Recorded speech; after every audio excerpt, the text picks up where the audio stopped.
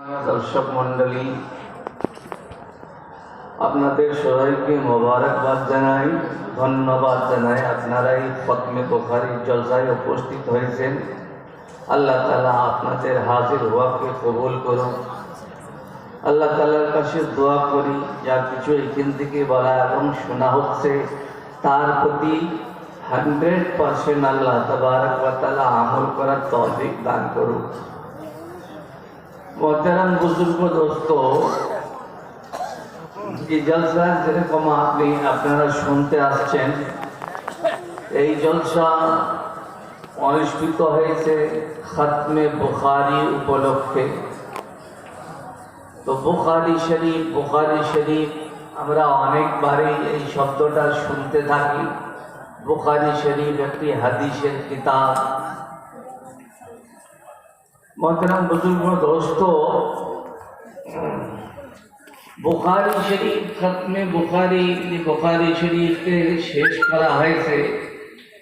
तो बुखारी शरीफ একটি দাওয়াত, সম্পূর্ণ দাওয়াত। বুখারী শরীফের দ্বিতীয় নাম হচ্ছে এটা একটি পরিপূর্ণ দাওয়াত, সমস্ত মানুষের জন্য পরিপূর্ণ দাওয়াত। বুখারী শরীফের মধ্যে একটি হাদিস আছে, নবী করিম সাল্লাল্লাহু তাআলা আলাইহি ওয়াসাল্লাম তিনি বলেছেন, একটি সময় এমন আসবে যে সময় যে মানুষটি ঈমানের প্রতি প্রতিষ্ঠিত থাকবে, সেই সময় তাকে 50 জন সাহাবায়ে কেরাম রিজওয়ানুল্লাহি তাআলা আলাইহিম আজমাইনদের নেকির সমতুল্য নেকি দান করা হবে।